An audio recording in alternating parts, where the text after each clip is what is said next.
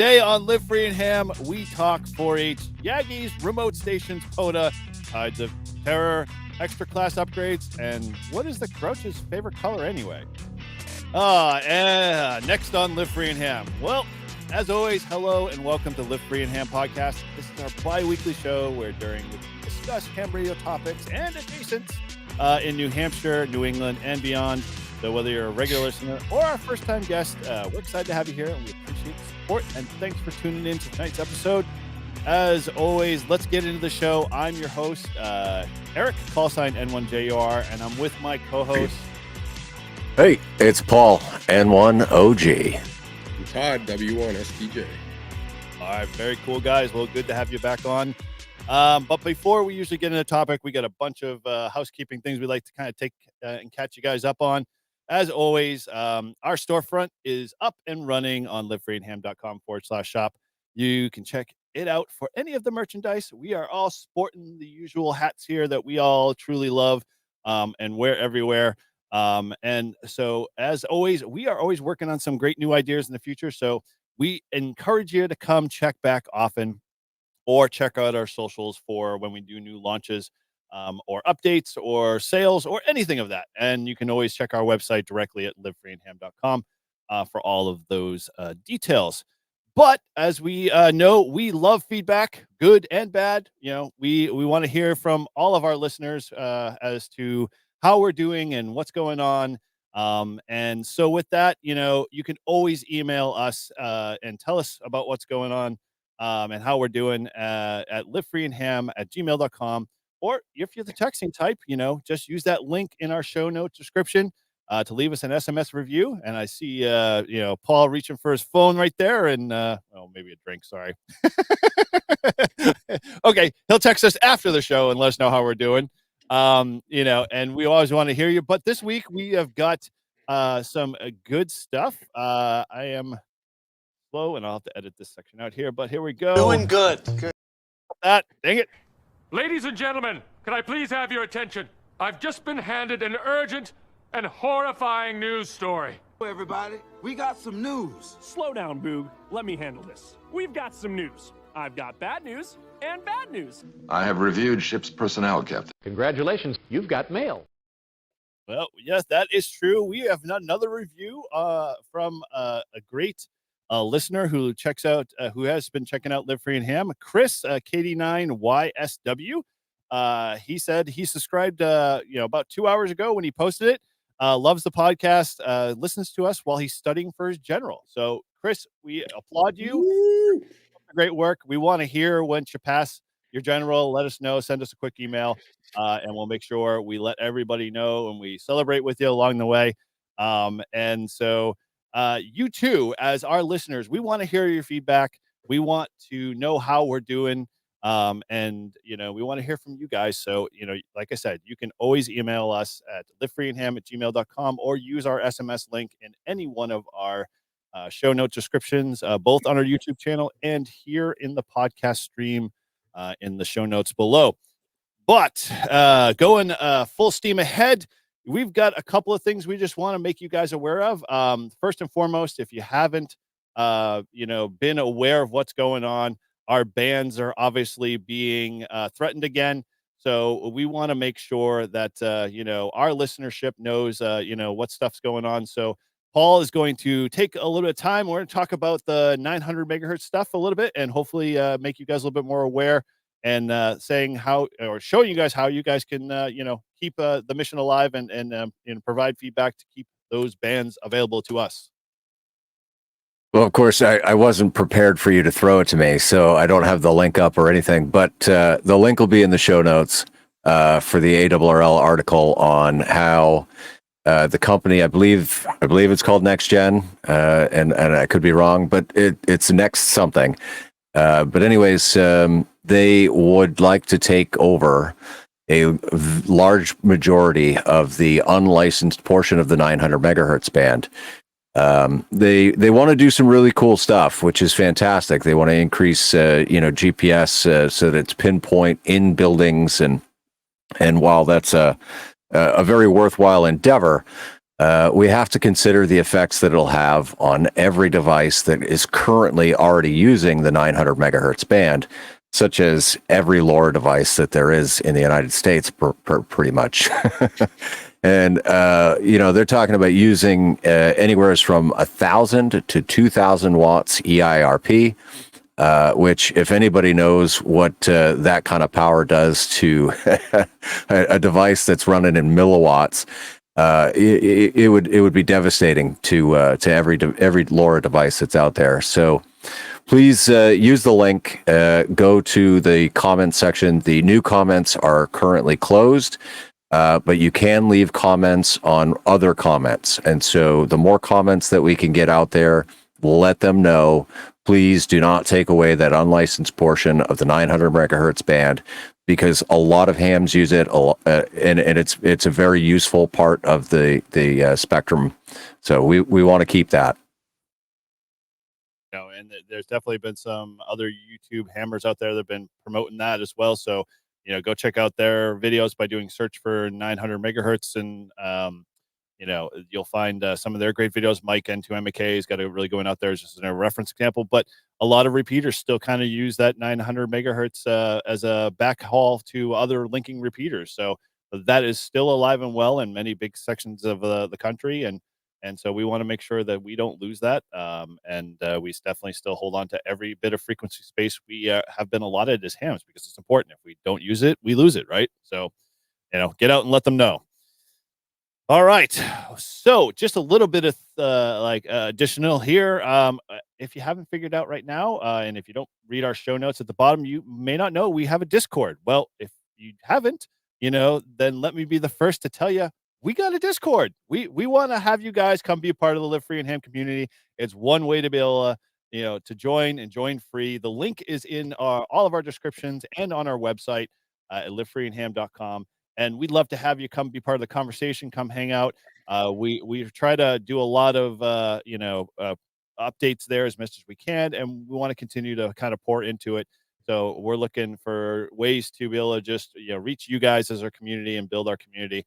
So, come be a part of that fun and talk to us, hang out with other great hams. And, you can do that through the Live Free and Ham Discord. And as always, we are obviously in the month of September. And so if you haven't been aware, we usually do a once a month live stream.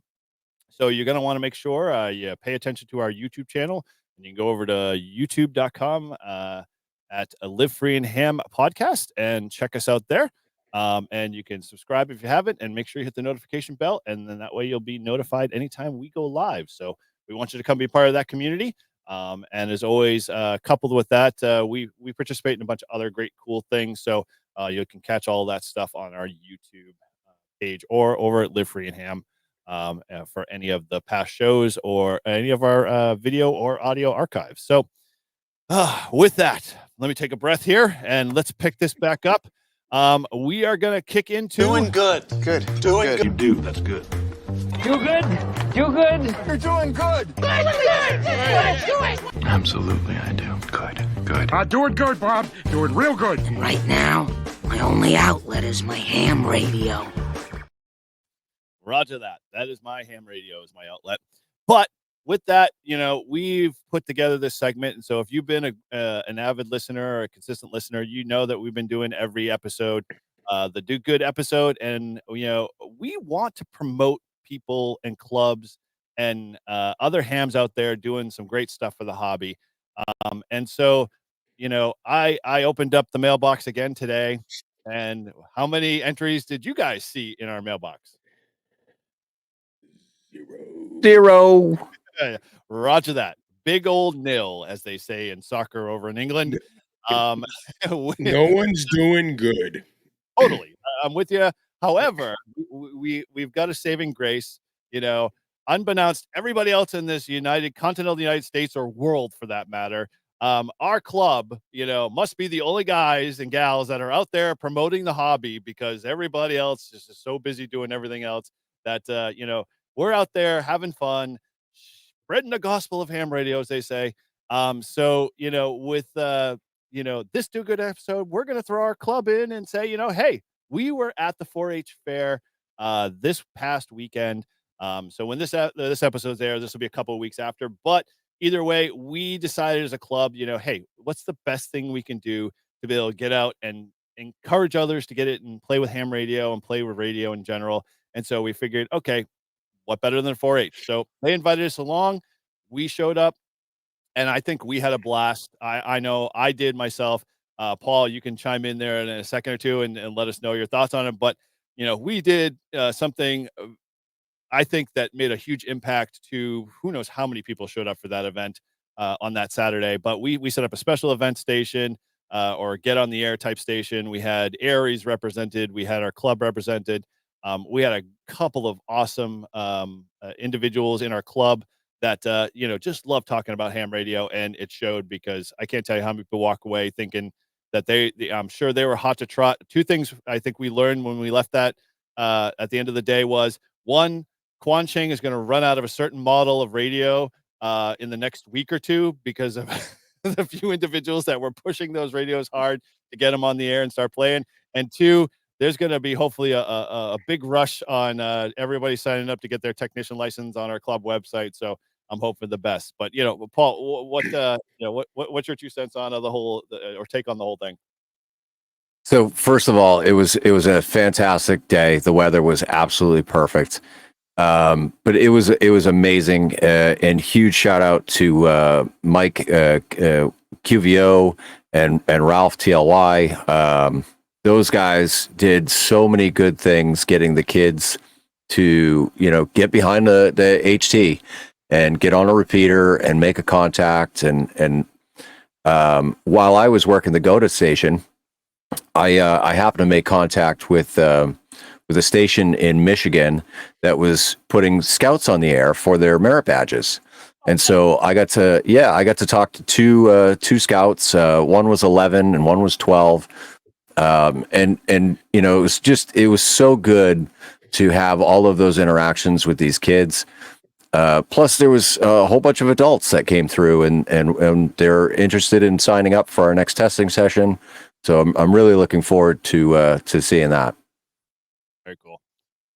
Yeah, there's a lot of positive feedback on the repeaters, both the R repeater, the N1QC repeater, and the Epsom repeater. A lot of talk this week or over the weekend about how it went, and I ran the net tonight, and they said that was all they really talked about is how awesome it was and how everyone had a great time, and probably something we'll be doing every year, I guess, moving forward, right? If it was that much of a success. Unfortunately, I wasn't there. I was coaching baseball as usual, so I got one more year. That'll be a T-shirt there, Todd. We'll figure that one out. What'd you say? Well, I'll have to be a what? There'll be a T-shirt somewhere in there. I'm just busy coaching baseball. I can't play ham radio. We would be remiss if we didn't give Tim KC1QDK a huge shout out too.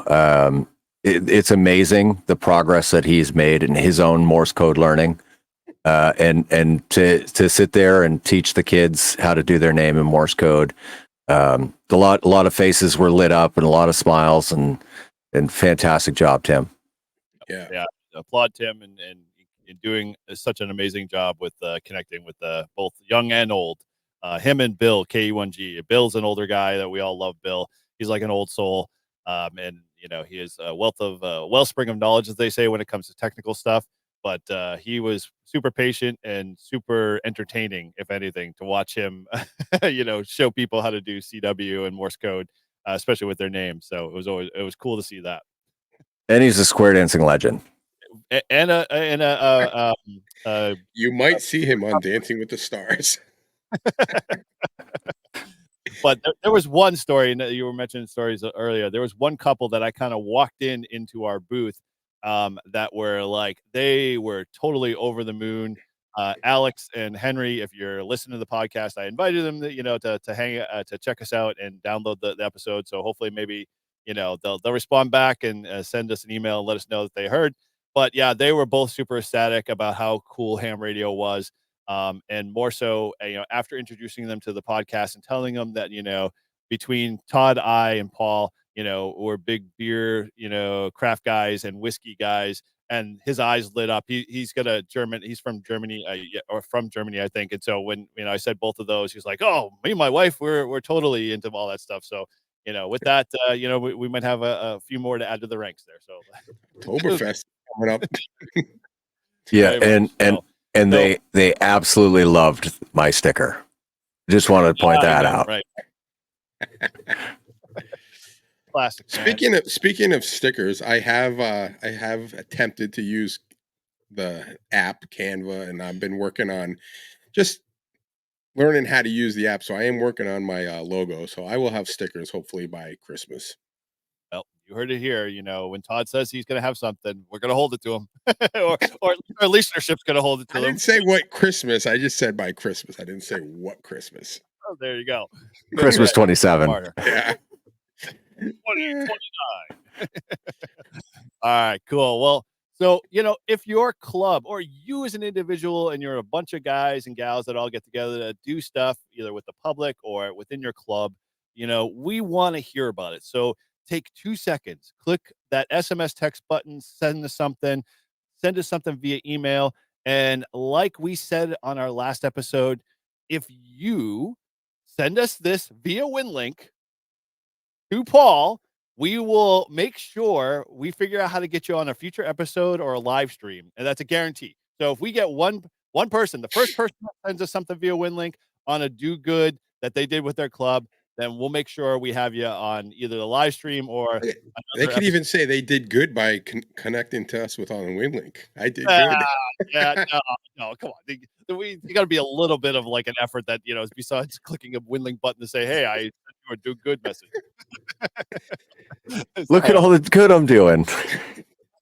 Right. Okay, I'm a big, I think if you're out there doing POTA activations and you talk to someone about what you're doing and you introduce them or reintroduce them to him, I think that's doing good. It's promoting our hobby. I can't tell you how many times like I'm out there and people call like, "What are you doing?" And surprised about how many people were in the hobby years ago, 20 years ago, still have their call sign, but haven't really done the hobby. And they're like, have no idea about like the new technology and was shocked that, we're doing a POTA activation or the radio was small and the antennas and stuff. Huh? In public. Yeah. Yeah. So like I said, that's doing good.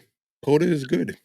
Okay, well, you heard it here. So even if you're doing a POTA and you have a good POTA story that you shared with the public, we want to know. I mean, we don't care how old it is. We just want to hear about it. We want to share it with folks. So definitely send us to livefreeandham@gmail.com or your RSMS link or via WinLink, and you're guaranteed to get on the show. And so with that, we are going into our favorite segment as we have been doing for the past couple of months. Paul and I were doing a little calculation earlier about how long this has been going. What do we end up figuring Todd's road to extra was currently already on? So I'm guessing it's 8 or 9 months at this point. Okay. Because you figure, all right, so December makes a year that I've been on the podcast. Has it been a year already? Well, it's coming quick.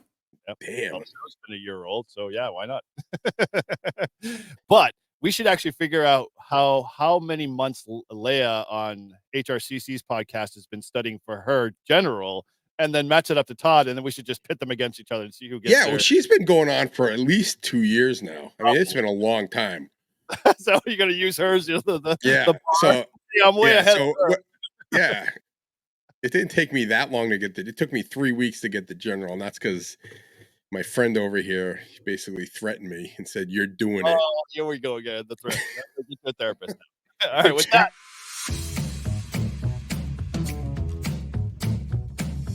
And now for something a little extra with Todd W1STJ.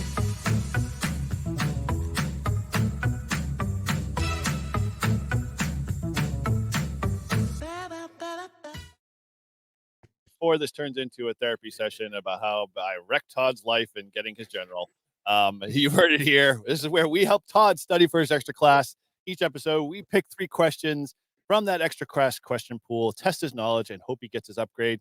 As always, if you'd like to follow along, you can always head over to hamstudy.org, which is a great resource and it helps you prepare for your test. And it's always recommended by 3 out of 4 volunteers examiners, as the American Dental Association wasn't going to comment whatsoever before the survey. So without further delay, I hand it over to our VE Quizmaster. Take it away, N1OG. All right, Todd. So we're moving on to sub-element number 2. That's about time. Question number 1. What information replaces signal-to-noise ratio when using FT8 or FT4 modes in a VHF contest? Is it A, your grid square, B, your RST report, C, state abbreviation, or D, a serial number?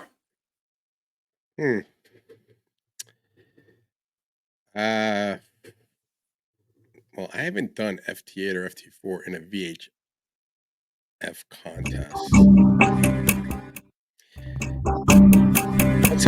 What's our RST report is your signal report, right? So it can't be that one. Yeah, it's receives signal and tone. Right. So I'm gonna go with grid square A. Grid square is correct. Great job. Great job. All right, off to a good start. Question number 2. How come I've never seen these in my site? Are you sure this is the second section? Guess so. It is. You see at the top there, it says sub-element E2. Right.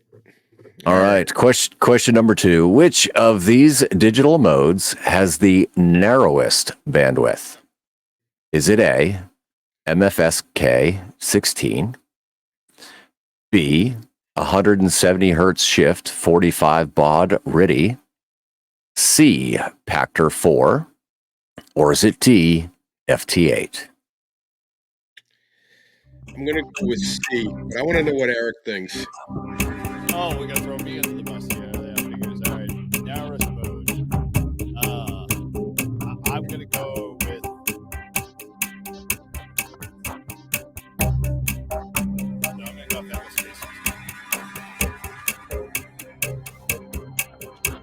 He said MFSK 16. Okay. All right. So Eric's saying A, and what are you saying, Todd? C. Well, C is not correct. A is not correct. I'm going to say D, and D is correct. Wow. FT8 has the narrowest bandwidth. Wow. I don't feel so bad. He got it wrong too, and he didn't even pick what I picked. He's an extra. All right. All right, 50%, 50%. Here we go. Question number 3. What is the function of a DX QSL manager? Is it A, to communicate to a DXpedition about propagation, band openings, pileup conditions, etc.? B, handle the receiving and sending of confirmations for a DX station? C, run a net to allow many stations to contact a rare DX station? Or is it D, allocate frequencies for DXpeditions? Oh, Paul, I'm going to go with letter B. Number B. Or letter B. And I would like to see what Eric thinks. All right, Eric, what do you say? Oh, man, it's definitely not any of A, C, or D. God knows that we would be calling 14300 a DX net. Too as well. Process of elimination, and you are correct. The DX QSL manager handles the receiving and sending of confirmations for a DX station. Woo-hoo. I'm still an extra. Well, right. Todd. There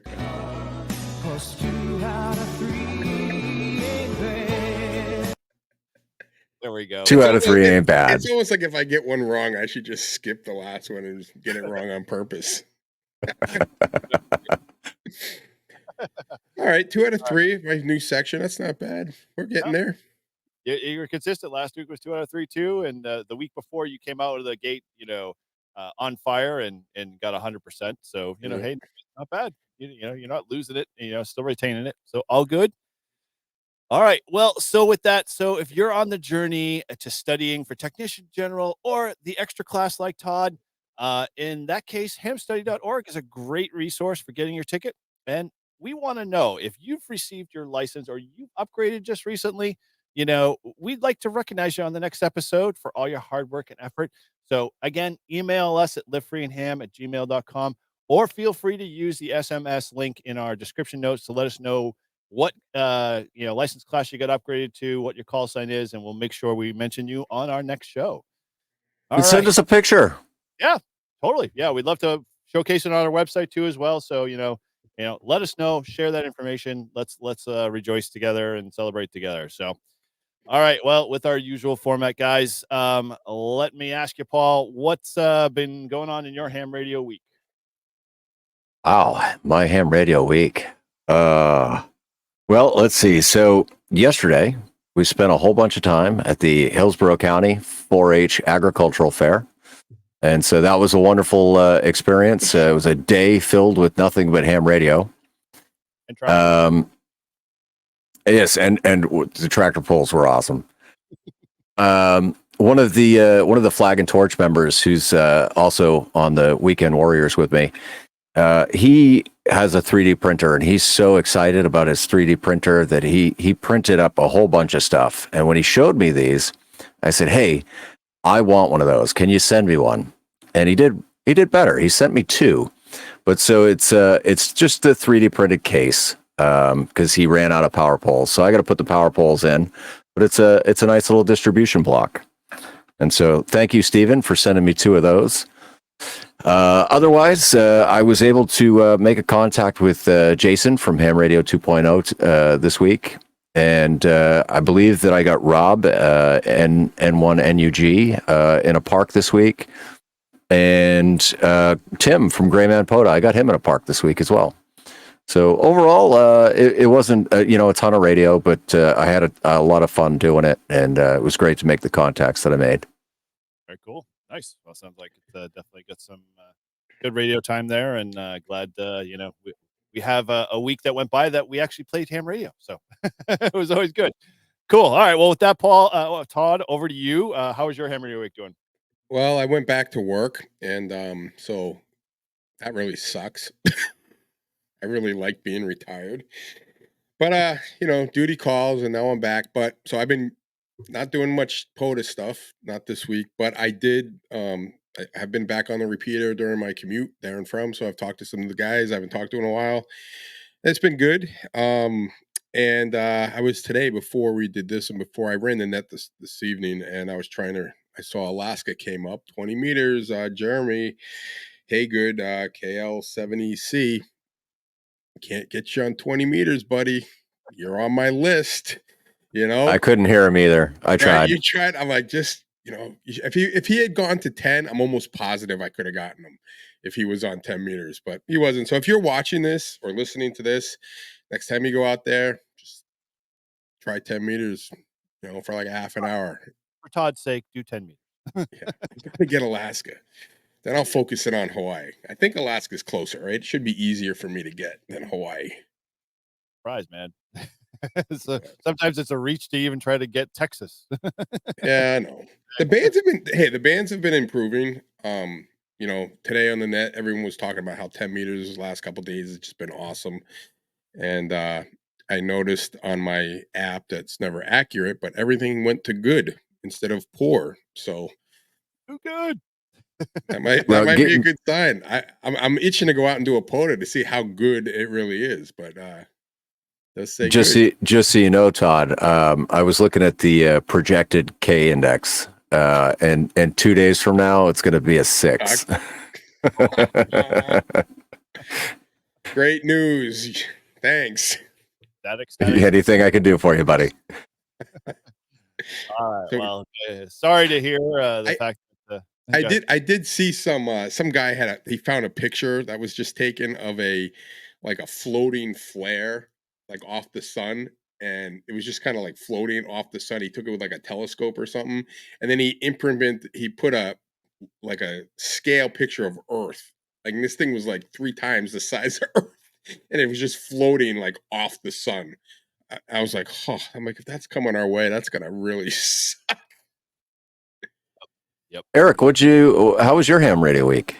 Oh, well, thank you for asking. Yeah, so my ham radio week was similar to what Paul mentioned about the 4-H stuff. I spent past couple of weeks trying to just get that organized and together, and on top of a whole bunch of other stuff I had going on. But yeah, that was a blast. We ended up doing that event, and like Paul said, contacts at the Get on the Air station. It's always comical, and I was sharing that with a bunch of the guys that were standing around. I'm like, every time I hop on and I'm calling CQ, I get crickets for 20 minutes. And then all of a sudden I get like 4 or 5 contacts and things are good. And this is the same thing in my POTA life. And it takes a little while for the motor to get going. And then like anytime with POTA, like anybody, I'm sure either on this podcast or anywhere else, when they say last call, what happens? You get the floodgates open. I get nothing. I get chirps. So lo and behold, guess what happens to me when I'm like, all right, I'll make this one last try after I think the 3rd attempt.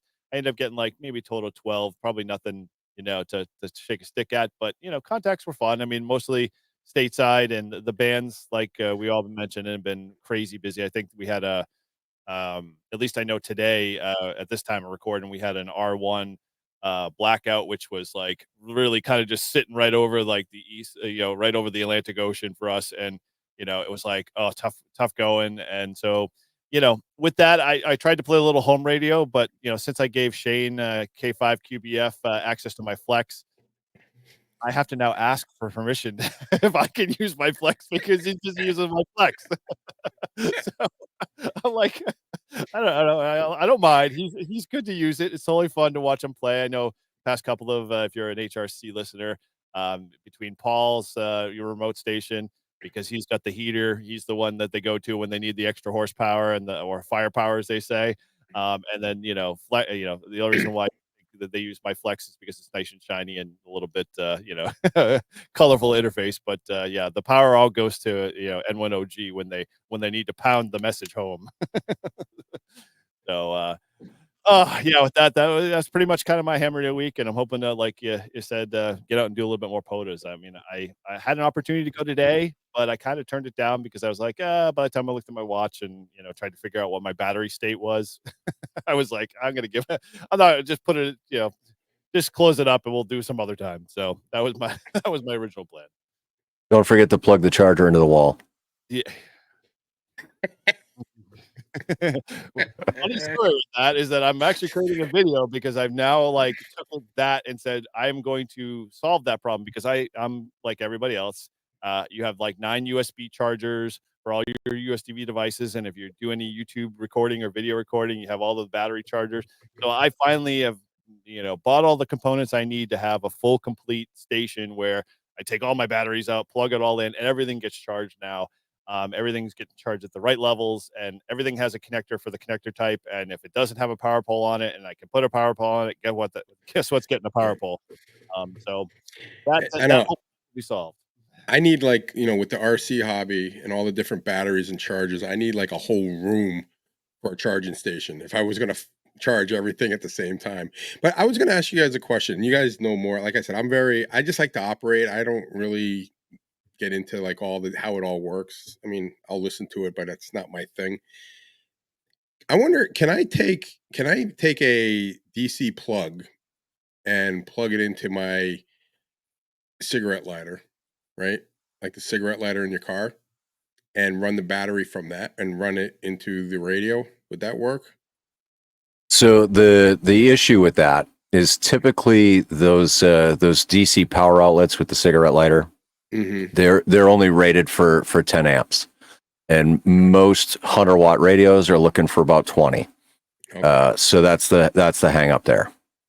Because I was going to say, I looked in my Jeep and I have one like right there. I was like, oh, how awesome would it be if I could just plug it in? Your Jeep is relatively new, which is surprising. You have a cigarette lighter. I mean, most modern. Well, it's not a cigarette lighter. It's I just a power port. It's the power port. I Oh, so mean, it doesn't do cigarette lighters. It's the power port that I have one in the front and then I have the one in the back so you can plug stuff into it. So, got you know, it. yeah. Good old cigarette port. Yep. Yeah. So that was a good kind of a question, like in case like, you know, you're doing a POTA, you die a battery, back up, you got your car battery, but I guess Well, that's not gonna work. if you're gonna do like if you want something like that, what I do is, I mean, obviously I go wired directly to my battery for most of my stuff, but like where my HF stuff, I did two things. I have it wired directly to the car battery, but I'm not like always pulling power from that. I bought a West Mountain radio. What the model is. It's the one where you can run shore power and or alternative battery, and it does solar. The model number is gonna escape me if I don't look it up. But that basically is just one little box, and it's all power poles on the top of it. And so you can plug your radio in as the output source. You can plug in what they call the mains power, and that could be the battery off your car. And then it's got a third power pole port that you can put to, like, what I did was move it to another basically a not a cigarette lighter, a power pole port that I mounted on the inside of my center console, and then I just plug the battery into that. So like I'll bring my 20 amp hour battery Bioenno with me, plug into that, and then when I shut the truck off, the radio will still keep running because the West Mountain radio device says, "Oh, the power's gone from there. I have this power source in the background," and it just kicks it in and Wouldn't it run both at the same time? it Or could. no? Well, it can actually charge the battery, the Bioenno battery on top of it, from While the you're mains power if I wanted to. So I have that in the backup, that's but I would have that backup as a battery. yeah, I'll have to check that out next time I see you. That's kind of cool. Yeah, it's Well, always I always think it'd be cool to have you know that I want to have a backup, you know, just in case I'm, you know, even running the wire. I don't mind connecting stuff to my car battery and then just being able to, you know, because it's happened to me before. You know, like I forgot to charge the radio, didn't think, and then you're in the middle of a calling CQ and all the radio dies, and you're like, well, Called that's the end of that one. called an Epic Power Gate. So yeah, it does that solar Epic Power Gate. So EPI. Eric, that actually that gets me thinking, right? So the car stereo in my truck died, and my cigarette lighter that died. So I got to take my whole dashboard apart. Right now, if I could find some type of a 3D printed power pole mount, right? Like a little circle mount or whatever, and I'll put a hole in the dash and have the power pole connection right in the dash. And I could just plug my battery right in that way, and then have another one that's an output and plug my radio in. Funny you I'll have said power poles right in my dash. they have well, you can buy a 3D printed one, or you can there's a bunch on printables and a few of the other like sites. So if you want to send it over to Ryan, I'm sure he'll print it for you. And it just basically has the power pole inserts, but it's threaded on one side, so you have just a threaded nut that you can sandwich up against a piece of plastic, so you just cut it out. Oh, or you can go to Amazon for like $11, and I think I have one that I bought there, and it's actually behind me. I could go grab it and just go with you. What did you get? West Mountain Radio or did you use PowerWorks? West Mountain Radio. Yeah, they're on. I just looked up. They're on back order until let's see, Both of them are. December 31st. No, there's two. Yeah. Well, yeah, the Oh yeah, 1673 and the 1795 are both. They're both the same price. What's the difference? The orientation of the power poles. All Oh of yeah, the one's facing down, the other one's facing out the unit. They ended up sending me. I wanted the one that was facing up, and I think they sent me the one facing down. with them shooting out. Yeah.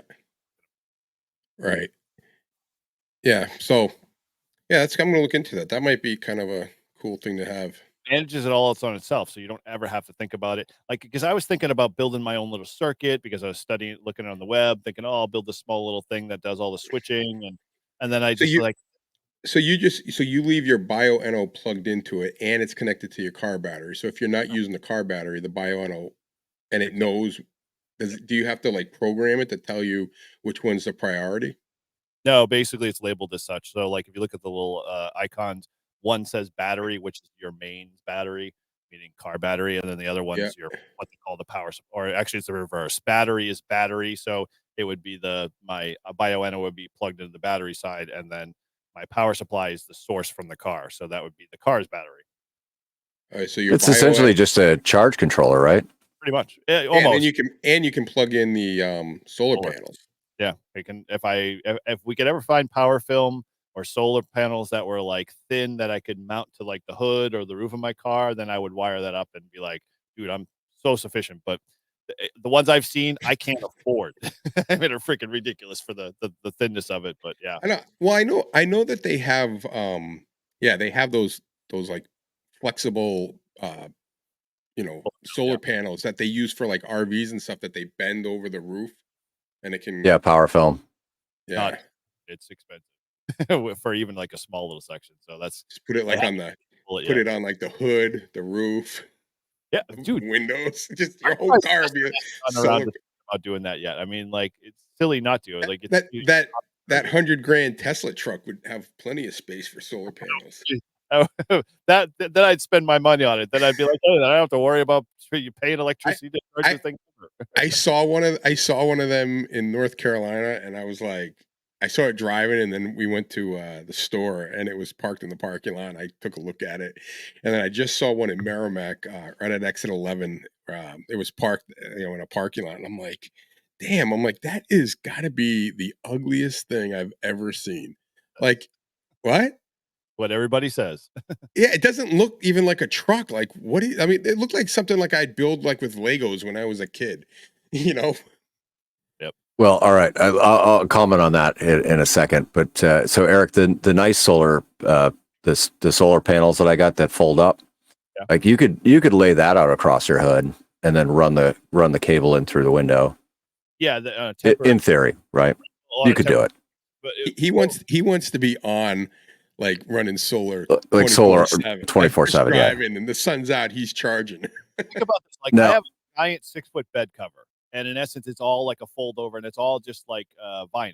Like, if I could make that whole entire thing solar, and it would still That would be fold, amazing. that would be amazing. I'd buy it, and I don't care how much it would cost. Because they're like, okay, I'd be able to charge everything off of it. Yeah. All right. So now the Cybertruck thing. Not to like shamelessly promote freaking other people's YouTube channels, but the AK guy, Brandon Herrera, he lives in Texas. He ran for Congress and just barely lost. But he bought a Cybertruck and he turned it into a Halo Warthog. And this thing is cool as hell. Like he put a turret on it with a 50 cal and everything, like, and it looks like a Warthog. Oh, that's awesome. All right, well, So, that would be a yeah, cool check one, that out. Yeah. right off the floor, not so high. And then the funny thing is like it's got like that flat front, like it's not even like a round, it's just like a block. And the guy had like all kinds of bugs just splattered all over, like about this much space. I'm like, look at all those bugs on that bad boy. Dude, that is pretty slick. I'm actually just looking at some of the images on the internet. Dude, I don't know. That's pretty slick. It's gnarly. Yeah. Yeah. What's the guy's YouTube channel? The AK guy. Yeah, The AK guy. or just Google Halo Warthog Cybertruck, and you'll get a whole bunch of similar photos. Yeah. But this is on there. Oh yeah, that turn's ridiculous. Oh man, wow. Some people have way too much money. Oh, cool. All right, well, like let's kind of get into the discussion tonight. We've got let's say a smorgasbord, yeah, or buffet style kind of conversation tonight. We're gonna be bouncing all over the place here tonight. We were just kind of vamping offline a little bit, thinking about hey, what topics should we talk about? Where should we go? And because we definitely got some stuff that we're working in the background on having on future shows, but this show we're just going to take a little lightly. I mean, it's not going to be the vacation show of Todd and Paul, but it'll be a combination of all of us and stuff going on. So It was the best show ever, right? We had the most watch. It was huge. Actually, funny story is that it is actually because one day we had like 90 downloads alone on that one show. I don't know where the hell they came from. 90 downloads. Everybody download Paul and Todd show. They can't stand Eric, so that's okay. That works. And I've got a little bone to pick with you, Mr. W1STJ over there. I didn't cry about the ham and potato side of things in terms of the being so bad. I actually love the live free and ham one. I was just coming up with a crappy one, and that's what came to mind at the time. So that tells you how good my creative skills are. I thought the ham and potato was kind of cool, but live free and ham was much better. So yeah. Can you imagine the ham and potato show, and how many other like things we would be like ridiculed for? It just doesn't fit the muscle It was just side. yeah, it'd be like, it'd be like just looking to just get tooled on by every YouTuber out there, and we'd be the laughing stock of YouTube. We would, Which we probably already are anyway. Well, let's get into the meat and potatoes of the episode, shall we? Exactly. You can tell how many times we run with that one. We wouldn't definitely have the HRC club would definitely not set foot in our show. Yeah. Of that. So that was an executive decision called by Ryan. I think at the time was the best one. And if I was stupid enough to hang on to ham and potato, I would not be as popular as we are today. Put it that way. All right. Well, enough of that. So, we got a bunch of things we're going to chit chat about. So we're just going to kind of dive into it. So, one of the things that we've just been recently doing, I think, as a club that I thought was pretty cool, a little backstory is I like to kind of, push, activities in our club because, it makes, the 3-letter word fun come out and, people enjoy, fooling around with the hobby. So you can go on my channel and check this out, but I did a live fox hunt. And from that, my daughter had done it and it was a blast. It was a good video. You can go check it out on my channel if you want to see it. And we'll put it in the show notes. Promoting his channel. On my channel, at the time, Live Free and Ham wasn't doing video until now, but, and, with that, a lot of conversation came out. I was like, oh, dude, wouldn't it be great if we could build antennas? What would be a great thing? And so guess what? What's the cheapest, easiest antenna to build? A tape measure Yagi. So, we kind of did a Zoom build on our, club, Zoom meeting with, the tape measure Yagi. And I thought that was a good project. I mean, we had all the parts and everything, and I haven't a chance to finish soldering, up my coax, but I know you tested yours on the show, the Zoom live, and it worked out great. It sure did. Yeah, I was actually really impressed with the receive strength, given the fact that I'm down in a hole where I live, and I'm in the man cave back here, and I just connected it up to my HT, and instantly I had great signals. That's awesome. Was it the repeater full strength too, right?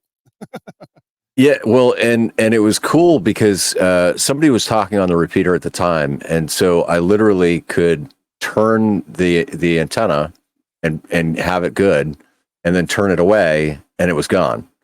And so that's exactly how it was supposed to work. And I was like, this is great. Like I built it, and not only did I not have to fix anything, it worked the first time. And it didn't catch fire. Yeah. My soldering iron didn't melt the bench, or I didn't grab it with the wrong, the wrong end. Speaking of starting fires, I was taking the railings off my deck because I were just doing the finishing work, and I used one of those multi tools, and I'm trying to see, those blades can be expensive and they go pretty quick, especially when you're doing a lot of work. So I'm chiseling away, and I got a dull blade, and the thing's smoking, and all of a sudden I get through it, I put it down, and it's just sitting there. And before I moved it, and I turn around, and I'm looking, and the thing is like literally caught on fire. It was smoking. I'm like, oh crap! I'm like, it's on fire. Lighting your new deck on fire? I know. Well, the old railing, but yeah, it was pretty bad. I was like, oh boy. So my wife's like, get the hose. So I had to hose it down. I'm like, holy crap. I go, who would have ever thought I would have started a fire on my deck by using the multi-tool? It's because I'm too damn cheap. They go get the new blade. I was like, I just use this old one. I only have a couple more to do. We've all done it, man. We've all done it. We've put 6-inch screws through holes, the whole in the yards. We're all in the same boat. But man, could you imagine like I did it and I just walked away? Like, if I was like, okay, I got to go baseball, my freaking deck would have been burnt down. Oh, your house would have been burnt out. Yeah, like it wasn't going out. Like I blew on it, like nope, because it was in between the two the pieces of wood, so it was like cindering inside. It had no place to. I was like, wait, let me educate you a little bit on fire. Right? There's 3 things that fire needs: oxygen, fuel, which is the oxygen, and heat. Right? Right. And so, as long as you have those 3 things, if you provide more air, you're going to fuel the fire instead of putting it out. You need to take away one of the 3. Yeah. When all else fails, just that's the way I learned in Boy Scouts. I took care of it. I'm just saying it could have been bad if I had done that and walked away and left.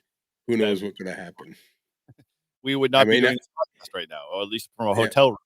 Yeah. One of our members would be. Cool. Well, so yeah, we built those antennas. I thought it was pretty slick. I'm looking forward to actually, getting out and testing it. We're going to do another, live fox hunt with my daughter again. So we're looking forward to doing that and, seeing how my antenna performs. I based off of your preliminary test, I have some confidence that I cut them the right length, and we should be tuned for the 2-meter band. So now, when we do this new video on your directional finding, right? So should I be like hiding in a ghillie suit, and then when you get close to the transponder, I'll jump out and be like, ah! Kind of like Oscar the Grouch in this trash can. So worse off is like we usually have a group meeting before we all venture out and give some time for the live fox to go find their hiding spot. And so you could hide in a ghillie suit in the woods, and I'll, all of a sudden, I'll be like, "This is how you use the antenna," and you have a little transmitter. Wait a minute, where the hell is that signal coming from? Have you can you identify Paul in the woods? I'd be like, we saw Bigfoot. I know, right? That would be the worst. All of a sudden, it turns into the Bedford police showing up, and all of a sudden, all of the SWAT. Oh yeah, no, not looking forward to that. Well, yeah, so that was kind of fun. I had a blast with that, and looking forward to kind of doing. We do a lot more of those with our club, I think, in the wintertime. So it was kind of a weird time for us to be on a Zoom, because we usually use Zoom when we're trapped in our shacks in the wintertime and not willing to go out in the 6 feet of snow. But with that, it was still fun, and I'm hoping the rest of the club members that had their kits were able to build them, and they'll be ready for the fox hunt soon. So that'd be cool. Cool. Awesome. Well, let's dive in. We talked. One of our other things was 4-H. That was an interesting segue. We talked about it a little bit at the beginning of the show, but I thought from a standpoint, what was your highlight? Reel for you, Paul? Obviously the context stuff you already mentioned, but anything else kind of catch your fancy with the, we'll say, ambiance? I mean, we obviously mentioned the tractor show and some of the other interesting aspects that the 4-H provides.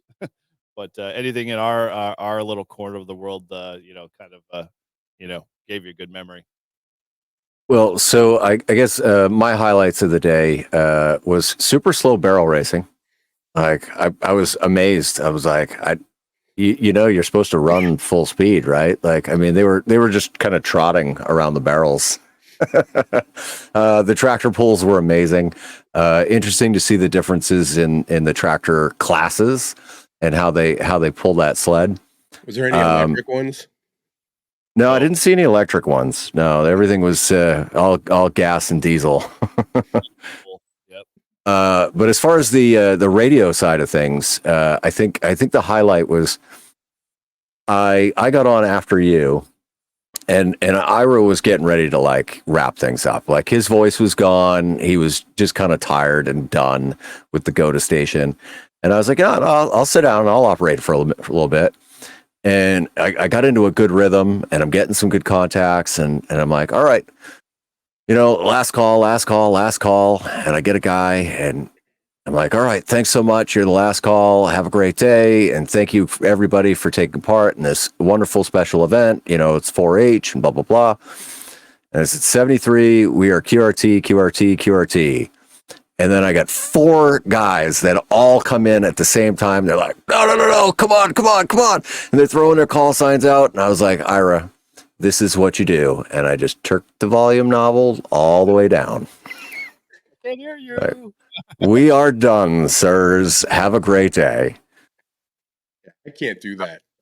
I'm always at one more. Let's just get one more. Oh, there's another guy on there. I'm terrible at it. I have firsthand witness sitting next to him.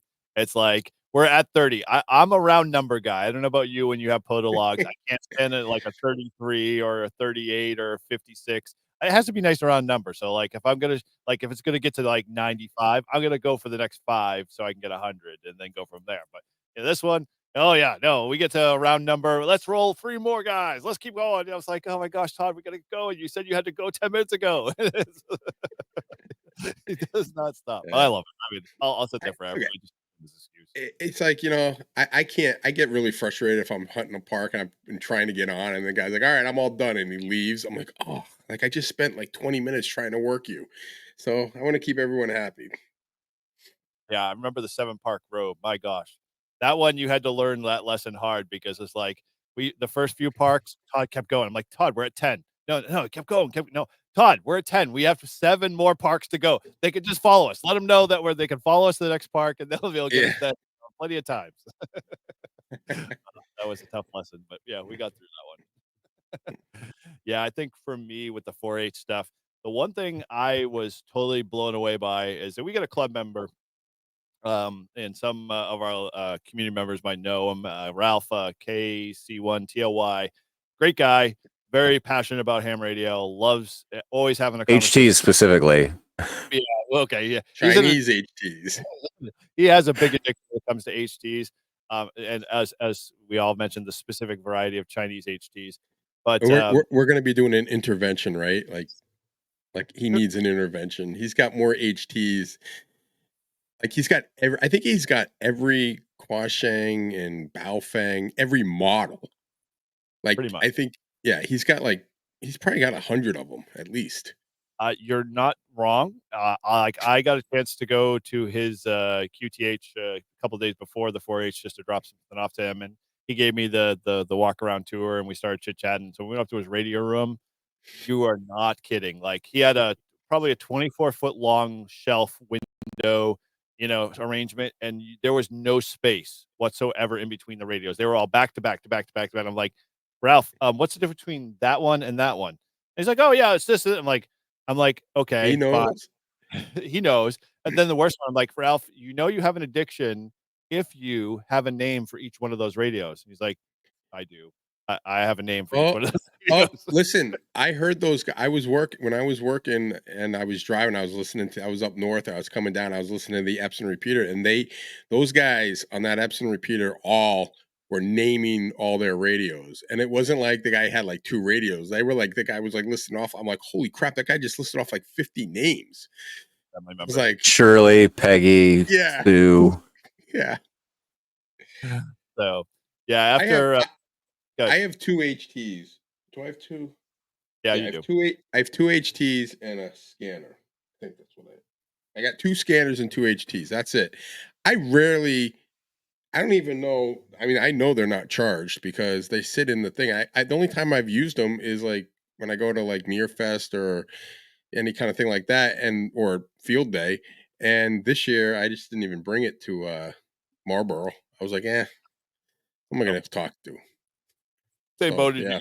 I have 2. Paul's got the record with this crew, but you and I, Todd, we don't have the Baofangs like Paul does. So I wonder if I can crossband repeat off the 3D one. You can't, right? Nope. All right. Only the mobile rigs because you have to have actually 2 physical working. Yeah. Yeah. Well, doesn't the 3D have 2? No. No, it has 2 sub bands, but. Now that we rabbit holed, you were talking about Ralph. Yes. Yeah, sorry. So I'm trying to pull the train back in. Good thing Paul's here to bring us back in line. He's the chief summarizer in chief sometimes. So yeah, with Ralph, he did something totally awesome, which I thought, and he was trying to solve the problem that we all struggle with. Is like you always hear the people complain about like, oh, you get into the ham radio hobby, it's so expensive, well, why, why would I want to get into this hobby if I'm spending this much money on the hobby?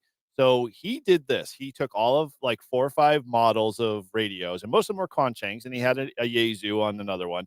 And he went online and printed out the small little Amazon kind of description with the price, put them next to each of the radios, and then, showed visually to all of the people coming in that the hobby isn't expensive to get in, that you can buy a sub HT less than $50 and still talk on the repeater. And more so, he took it one step earlier, like Paul said.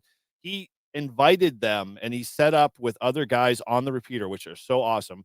He set up scheduled QSOs with those guys. And so they were all sitting on the repeaters, both the Epson and our repeater as a club, waiting for these people to make contact with them. And so what he would do is that, he'd show them the HTs and they'd be like, oh, go ahead, pick one. And he'd grab that HT and then he'd go outside and he would be like, hey, let's set up a QSO. And so he would engage somebody from a 440 side, depending on the type of radio, or on the 2-meter side. And he was just like knocking it out of the park. I mean, I have never seen someone like get people to the point that, like I said earlier, either running out tomorrow and clicking on that Amazon link that they'd already taken a picture of to go buy that HT, because they know they needed it. And 2, probably signing up for their next, technician's test, or within, running out and buying the book online so they could start studying quickly, using any one of the apps. And so that was just like, that was just total awesomeness with what that was going on. And so I've thanked Ralph, multiple times, and I know a bunch of other people did in the club too as well, watching how awesome that was, because a lot of people just left there going, yeah, I can do ham radio. Yeah, I don't have to like spend gazillions amounts of dollars to like, play in that space. And, to basically get into something like that, that was awesome. I mean, like, Yeah, that's awesome. yeah, It's a great idea too. oh yeah, Like, totally. like putting them out there and then putting the links. And I mean, did he have QR codes so people could just scan it, or did he just have? Could have. But at this point, I think we were all saying by the end of the day, I'm like, Ralph, so when are you going to get your dealer's authorization number on Changs? He's like, I'm working on it. I know my kids are like, they always tell me like you can do something where you can sell on Amazon. I guess a lot of the kids in high school and stuff do it, and they they buy stuff, they find stuff cheaper than on Amazon. I don't know how they do it, but like, yeah, he could just go in there and have him sell off his channel and buy direct, and he could make money. Jeez, Well, he could buy more. I was telling He him on could, the repeater last night that he should just like do reviews of the Quanchangs and send them directly to Quanchang, and I bet you they'll send him radio more review radios. review models. So they'll be like, "Hey, review this for us," and he'll have more to his stable. He But could yeah, do a whole YouTube channel. It's like, I am the Chinese radio master. I've got everyone ever built from 2022 forward. yeah, exactly. That's Yeah, he did awesome. that. And then the only other takeaway I think from that I thought was really cool that I want to make mention to is that we have a couple of the club members, QVO, and we obviously mentioned Tim, Mike, Casey, KC1 QVO, or no, KB1 QVO, right? KB1. KB1 QBO, Mike. And, he was what I'll call the ringleader of the whole entire weekend, or that Mhm. Saturday, because as people entered the door, he was like, "Hey, you want to learn about ham radio?" And then literally they would not have 2 seconds to say anything more, and he would be already escorting them over to, "Hey, learn your name in CW," or, "Here, talk to Ralph if Ralph wasn't busy," or he like, so they had this whole system set up, and I was just totally like, this is it. I mean, And this is great. he's the perfect guy for that. He's so like laid back in the way he's like, he's definitely the guy to drag you in. That'd be awesome. Totally. Yeah. Yeah, I'm really disappointed I missed it. I had a good reason. Like I said, I was coaching baseball and couldn't be in two places at once. I'm a big fan of cloning myself because I could use a few of me. But anyway, it sounded like a good time and just tons of positive feedback since it happened, just on the repeaters and just today on the net. That's all they really talked about, how wonderful it was. And so I think it's a good thing for us. It's one of the things that we promote here. We're trying to this whole podcast is about promoting ham radio, and it's just another way to do it, to get out there in the community, and it's a hands-on kind of learning thing. And people can touch radios and say, "Oh, this radio is $25." They're like, "What?" That would have gotten me in if I didn't. If I walked up there and I didn't know anything about it, and you said you can go on Amazon, buy this, I would have bought one right there at the spot. You know, was there cell phone coverage out there? Yeah. Yeah. It was all right. He's all right. 'Cause here in New Hampshire, I don't have cell phone service at my house, let alone my town. It sucks. All right. Well, let's just put this in a different gear here. So, remote station. So we've touched on this a little bit. I think if you followed us a little while, and you're definitely an HRC follower, and you've been on near and whatnot, you'll know that we love sharing our radios and stuff. So I'll give you guys the floor. I'm tired of talking. What's going on with the remote station stuff with you guys? Well, Marvin, he's been using mine. He called me. He had trouble connecting to it, and then I didn't realize we lost power, I guess, overnight. And when I don't understand why, if I lose power, my flex goes out, even though it's hooked up to a battery backup, shuts down. Can't reboot itself. Is that what it is? That's why I got to put that remote thing on. So I didn't even realize it was out. So I got to reach out to him to see if he's been trying to get on. And I'm like, for like the last 24 hours, it's because I went on trying to get Alaska, and I was like, what do you mean I have no radios available? And then I went down, and I saw it was just not turned on. So I rebooted it, and voila, back on. But yeah, he's been using it. He's got one on order, I believe, and I think he just wanted to fool around with it, and I didn't mind him doing it. And I don't know how he's been doing. I haven't talked to him since he had the trouble logging on, but he did tell me that he did get logged on once he fixed his problem on his end. Yeah, we'll have to talk. I want to spin back to that because there's something interesting on Marvin's side of where he's putting that. But we'll talk about that. So you got to talk about your heater there, Paul, and all the remote, because you have kicked this crap off. I mean, with offering your radio to a few members on HRC to use at their discretion has been both amazing to constantly keep seeing your name in lights all the time, especially on the HRC side. But from a standpoint of just seeing how they're using New Hampshire stuff, that's to me that's awesome. But anyway, we'll take your thunder. Go. Yeah, no, it's all good. So my journey into the remote aspect of my radio, it actually all started because of Oklahoma Paul, and I'm going to butcher his call sign. I believe it's KC5CYY, but I could be mistaken. So, but anyways, it's Oklahoma Paul, and I met him through the Flag and Torch Society, and what he was doing was making his radio available to any of the deployed soldiers, right? And so the Flag and Torch being mostly active duty guys, there's constant rotations, throughout the world. And so I had a friend of mine in Flag and Torch that was deployed to Romania for a while, and I sent him an antenna, and somebody else in the club had sent him a radio so that, he had something in Romania to play with. But for the most part, because a lot of these countries that guys are deployed to, there's a lot of restrictions, and, depending on where you are and what your base is like, you might not be able to put up an antenna. So I said, well, let me also do this. So that way they have an alternate station. So if they can't, get in through Oklahoma, at least they'd have a New Hampshire station, and they can use it. And we've got another guy. He's deploying very, very soon, within the next couple days. He's going to an undisclosed location in Africa for 18 months. And so I sent him the link and everything. And I said, look, it's RC4B, remotehams.com. I went a step above and beyond. And I also, I got the SDR console V3, where you can actually take your, whatever is displayed on your SDR, and you can stream it.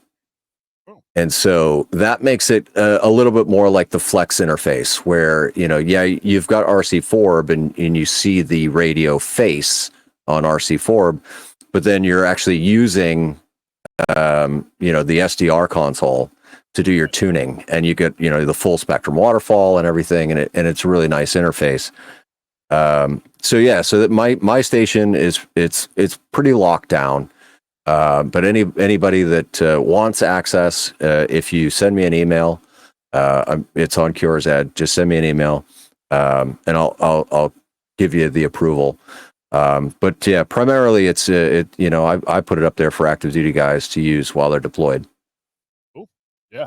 And so your we'll say non-active duty folks have been both Shane and Steve, KO4AFL, yeah. Yeah, nice. What he helped me get my remote station back up and running. So in all fairness to Steve, like he deserved access.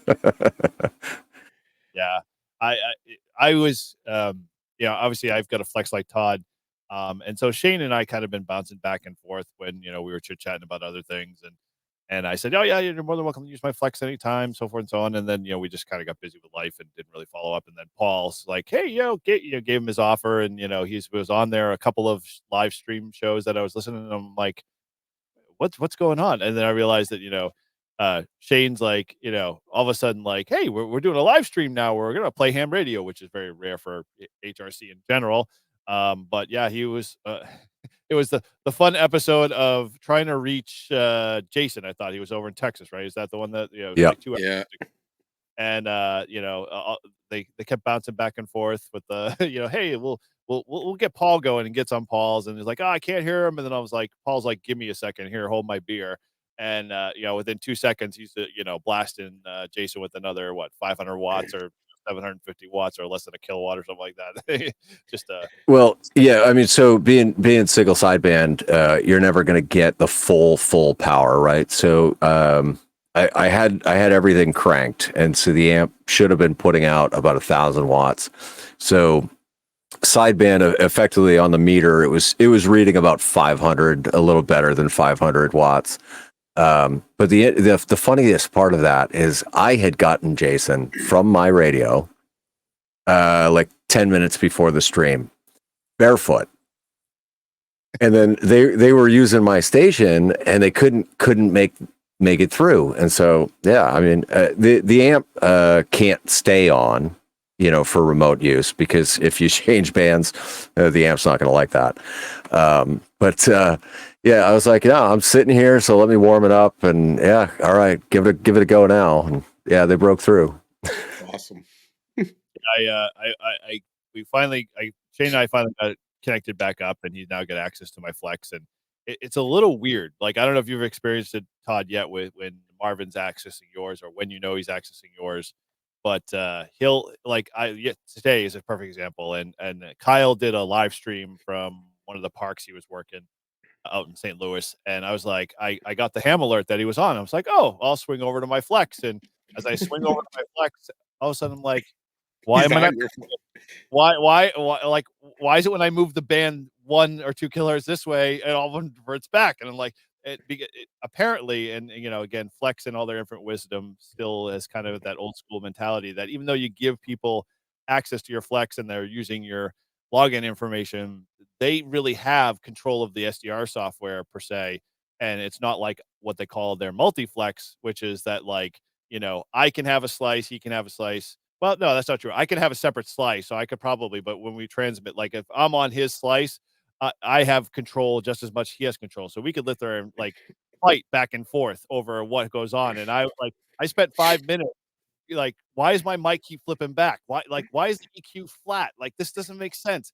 And I go to my profile and I click the profile and it changes everything. And then 2 seconds later, all of them change again. And I was like, what is going on? And then I realized, when he presses transmit, all of a sudden, like, I don't hear anything. Like, I'm not hearing the audio back. And I'm like, oh crap, Shane's on my flex. And so I was like, at that point, I'm hitting him on Discord. I'm like, hey, are you using the flex? He's like, yeah.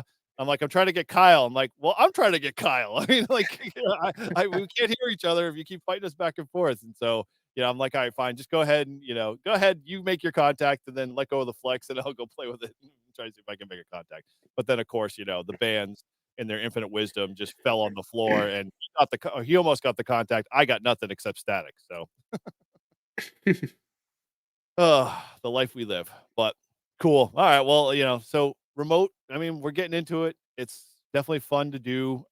If you got a friend or a buddy who's got one, dude, see if you can get their access. I mean, that's kind of that's basically, again, Todd being my flex pusher was what pushed me over the edge to get a flex, because he's like, here's my login information. And so, when he wasn't using it, I was using it, and I was like, oh, I really like this. And so, we're just enablers, I guess, is what it boils down to. Well, again, I mean, it's promoting it's promoting the thing. I mean, what if, like, think about it. You get a new ham, gets his general, doesn't have a radio.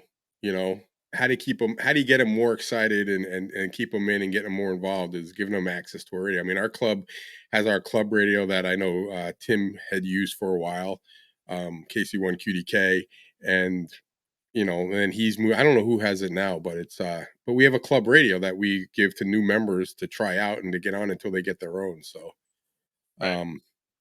anyway, good deal. I'm glad we're able to do that, and I like that idea about your buddy there. Allowing all the guys in active duty getting access to radios so they can have some fun too while they're serving our country. For sure. Well, so we got one last, we'll say, point we want to, kind of dig into, and this is coming straight from our VE Quizmaster here. He's a big proponent of testing, and he's something I like to support and enjoy, because I think this is obviously an important aspect of it to get into. But what as we all have been testing with Todd, I mean, we all have at some form or another had been introduced to getting our technician or our general class license, and we've been introduced to different styles of testing and whatnot. But I think one of the things that I'm learning, and Paul's teaching me a lot, is that this world of online VE testing is like the bee's knees, the place to be, what we should be doing. So talk to us a little bit about it. What have you learned in your experience so far, as we kind of push our club into the 21st century a little bit and trying to do some of that, and maybe we can talk a little bit about how easier it is to take tests. Sure. Well, so I got my technician in February of 21. All right, so it's not all that long ago, but I very quickly realized that I wanted to play on HF. So in March of 21, I upgraded to general, and in April of 21, I was a general class VE, because as a general, you can become a VE. Now, you can't touch anything above a technician test as a general.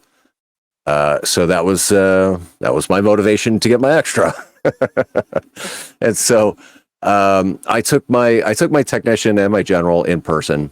I did my technician up in Concord at the Bektash Shriners there.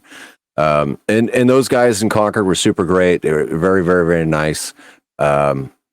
And then when I upgraded to general, I took that with GSARA, and I did that in person as well. And the one thing that I was noticing with these testing sessions, though, is everything is paper, and it's a little bit slow.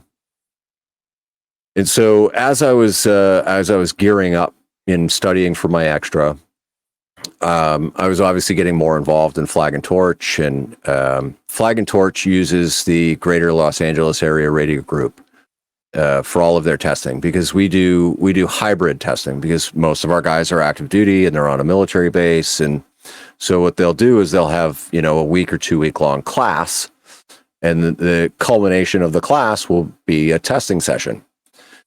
And so it was really interesting to be able to sit in on the virtual side of things, where I got to see and experience what it's like to do online testing and hybrid testing, where you've got a V that's in the room and they're handing out the tests and they're doing the grade cam, and then like a totally remote session is unreal. Like, I mean, you would talk about the easiest testing session in the world.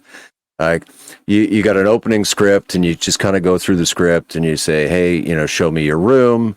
And they do a nice slow pan with their computer, and they show you the room, they show you the ceiling, and they show you underneath their desk and everything. And you make sure that their workspace is clean and clear. And, but they take the test online, it's instantly graded, and it shows up in exam tools.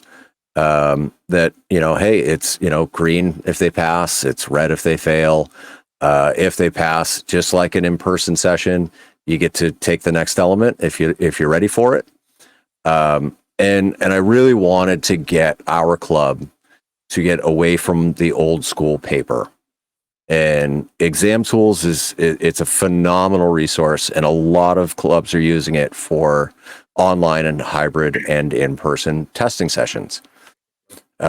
So I reached out to the team lead for GSARA VE, and I said, let me explain to you a little bit of what I've been doing with Exam Tools and how that can benefit us. And so we sat down last week, and I showed him on my laptop. I said, look, this is how easy it is. And for the VEs, once the VE is set up in Exam Tools, it is so super easy. You get assigned to the testing session, and then once the testing session is complete, you just click and you sign, and you've got a digital signature. So all of the forms are digital, and so they're all submitted up the food chain digitally, and then the testee gets a digital copy instantly. Right. So there's no more waiting for paper. There's no more, mailing the packet to the ARRL, and then they would then submit it to the FCC. And, a week or two later, you get your call sign assigned to you. With everything being digital, it's all fast, and you'll have a call sign issued to you within a couple of days.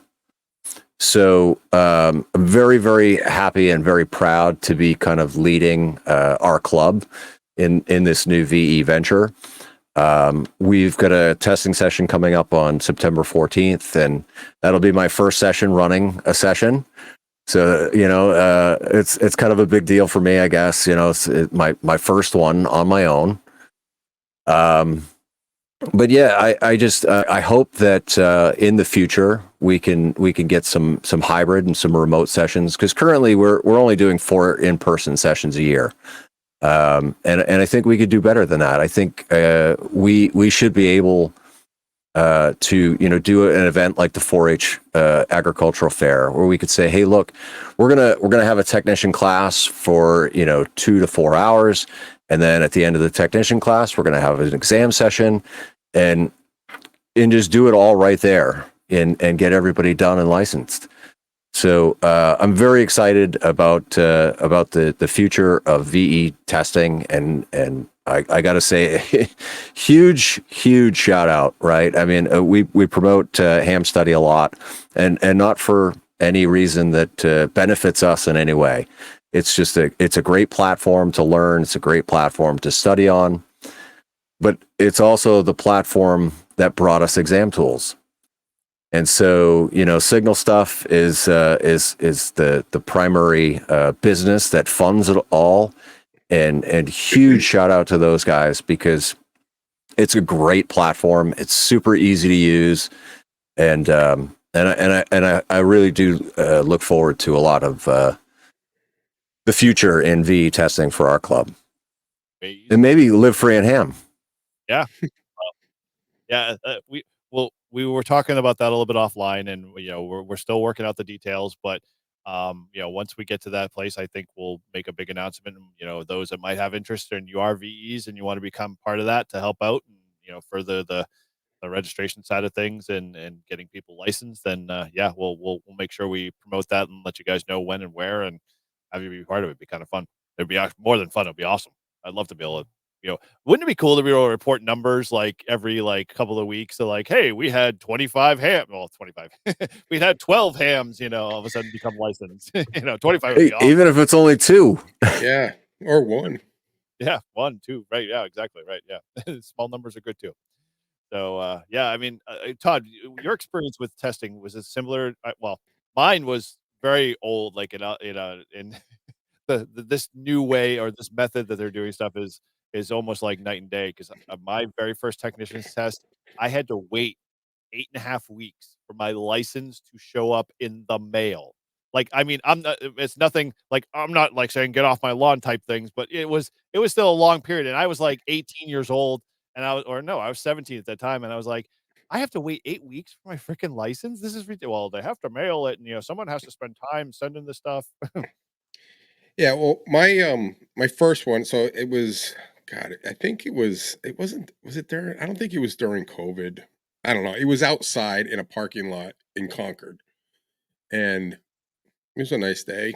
I was like, all right. So I went out there and I sat down. They gave me the exam. I took it. I handed it in. They said I passed. And then I just had to wait. And I had to wait. I got on the website, on the FCC website, it was a lot quicker than getting the actual paper. And nowadays, one of the technicians, like to get your technician license, once it's on that web page and published, then you can talk, right, and get on the air.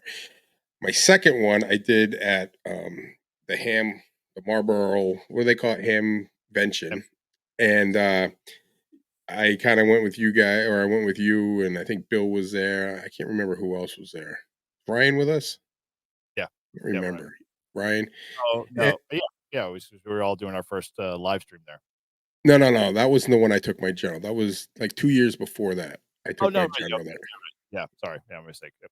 So anyway, so I kind of went there, and I knew that they were doing tests, and I walked in. I said, "Hey, can I take my test?" And they're like, "Yeah, which one do you want?" I'm like, "General." And it was just a big open room, and there was different people at different stages doing all the tests. And I want to say they probably had like 10 VEs in there, probably watching each one. Like there was a lot of them up front. And yeah, that's how I got my general. And then what was cool about that is I got it. And, once you're a technician, you become a general, you can activate, you can start using the bands basically right away, but you have to do like what / stroke AG. Yeah, stroke AG. So that was a little tongue twistery. Here's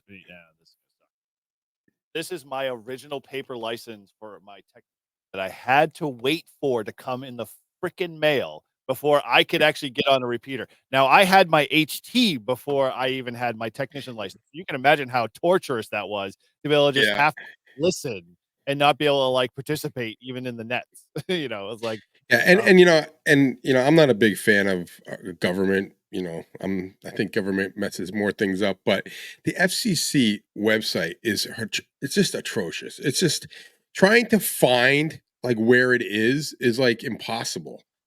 So, you try to bookmark it, then it won't let you go to the bookmark. You go through. I'm like, Jesus, like, so it was like, I would just check it like once a day. Like, nowadays you think there'd be like an app and you get an alert being like, ding, oh, you're on. But, the government's always behind on their website stuff. So that was frustrating for me. But, I think, Paul, if there was a way that, with this, if it gets to the point where like people can just do it online, and you could have, we could do one like once a month at the club, like, like we do a club meeting, we do a test session, whether we get anyone or 1 or 100, whatever. I think that would be awesome. And the convenience would be huge, because that was the other one. Like I had for my technician, like I couldn't find one that was local. Like that was the closest one. I mean, they were like, "Oh, you can go down to Rhode Island." I'm like, "I'm not going down to Rhode Island." Like that's ridiculous. Right. So that was my experience.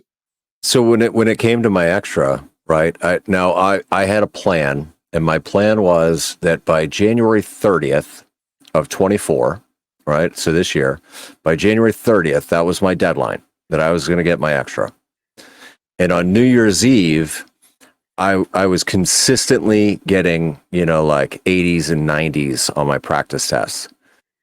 So I went on to Ham Study and I said, find a session online. And there was one that started in 5 minutes. And so I clicked on it and I registered and I paid I think it was $10 instead of 15. And I all right, PayPal, paid it. And so I got to experience, that was my first experience with, exam tools and all of that. And it was amazing. It was so easy. It was so relaxed. I was literally sitting in my living room in my recliner with a laptop, And, all they wanted to do was see the room. They wanted to make sure there wasn't anybody around that was going to bother me, or they would, there was no testing information that was going to, give me an advantage.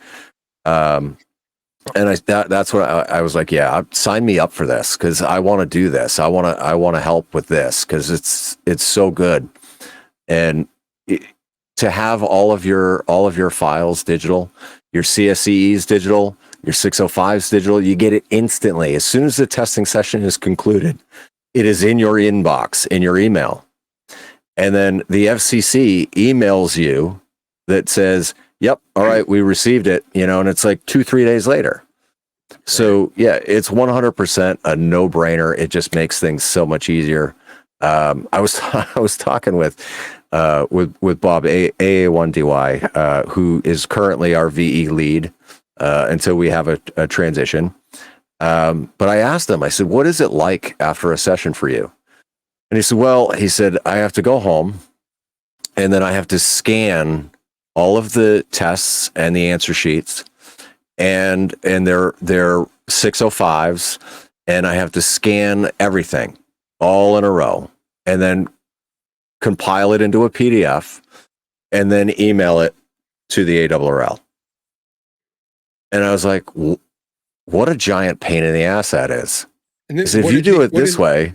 What does the ARRL do with it? Well, so the ARRL they are our VEC, right? So they're our coordinator, our VE coordinator. Mm-hmm. So everybody that is under the ARRL VEC umbrella, right? We all do testing for the ARRL. Mm-hmm. We submit everything to them, and then they submit it to the FCC. So they're the middleman. Pretty much. Yeah, but there's I believe there's 5 big VECs currently, and most of them are all away from paper, and they're just doing the online thing with the exam tools. The ARRL is still doing everything the old way. But I did hear a rumor, and it's a rumor, but I heard a rumor that by next year the ARRL is going to push all of their VE teams to switch to exam tools, because it is so much more an efficient process. Right. No, that's awesome. So we're just going to be a little bit ahead of the curve, and that's good. It will make us, more visible to many more people to test, especially if we get more in the wintertime and remote and nobody wants to drive. Yeah. The other thing too is, like, if you go to, like, say, like, the fair, and you see it, and I know today, you got more technology, you can Google and, and go on YouTube and find stuff. But, like, honestly, it's like, how much better would it be for, like, people in their own homes? Maybe they get, maybe they have anxiety about testing or being in rooms with people, and they're not, they just want it to be they feel more comfortable. They might actually even do better. And think of the amount of money it must save, because I don't know if some of these maybe a lot of them are at churches and stuff, and it's volunteer, but think of the time saved too. Like, if you're a what do you call it, a VE, and you're there, you don't have to be there for 5 hours, or however long you do the session. You're just there for, if you're doing the session, one session for, and it's over and done with, and you're in your own home. So, if you got to go get something to eat, you can go grab something to eat, or you need something to drink, you're home. So I don't know. I agree. I think it'd be awesome. At some point they'll probably just have, like, an app for it, like, you just take the test on the app and voila, you're done. So. Well, that's so exam tools. It's a website, but if you bookmark it on your device, it actually ends up acting like an app. Right. And so, so a lot of the VE teams will have like Chrome tablets or Chromebooks that everything is stripped from it, and it's locked down. And the only thing you have access to is that one kind of icon that is exam tools. And then that's it. You literally take your test, you're right there, and you can just select your answers, and you go down through the list. If you have to skip a question, it highlights it and it shows it up at the top, and it'll show you all the number of the questions that you skipped. And then when you yeah, because when you do the paper, when you got to go through all the pages, like, oh, did I? Because I did that. Like I said, did I skip any, or which I know I skipped one. Which one did I skip? And you got to go, and it's like the old school with the circling in the dots with the pencil. Yeah, the bubble sheets. Yeah, I hate that. Well, I've heard so many horror stories too about people like they'll skip a question but they forget to skip it on the bubble sheet, and so then every single question is wrong from there on out. Mm-hmm. And they never realize, but so doing it this way, it's foolproof. I mean, it literally just is foolproof. And dude, that's for no matter how, like, this is like thinking the scale of a smaller club that's like doesn't have like several VEs, maybe has two. You had mentioned earlier, like you can call upon many other VEs like in the nation and just say, hey, we need one or two people of this, testing session remote. Would you be willing to do this? And 9 times out of 10, most people jump on it. Like, yeah, sure, I could do one session. So you've got now like more in the process to be able to get people tested without having to cause more delay because like, oh, well, we can't find a room, or we can't, find enough people to, staff the VE session to be able to make it official, and, so forth and so on. So yeah, it's a win-win-win all the way across the board, which is kind of silly for any club not to want to do it. Yeah, exactly. And so like, because I've got the ARRL VEC accreditation, and I've also got the Greater Los Angeles Area Radio Group VEC accreditation. Living in New Hampshire, I've done military sessions where they're in Romania, they're in Fort Eisenhower, they're here, there, and everywhere. I'm in New Hampshire. I'm not in Los Angeles, but right. I'm VEing for them. Right. That's awesome. Yeah, we definitely need to take advantage of the technology, and it's not the old school ways. When they didn't have that option. It's kind of like, I work for the state, and they would never let us use like Zoom or any kind of video conferences for meetings. And then COVID hit, and then all of a sudden they're like, oh yeah, we can do this. And I've been telling them to do this for like years. I'm like, why are we driving every other day, like 100 miles to go to a 20-minute meeting? I can just do it online.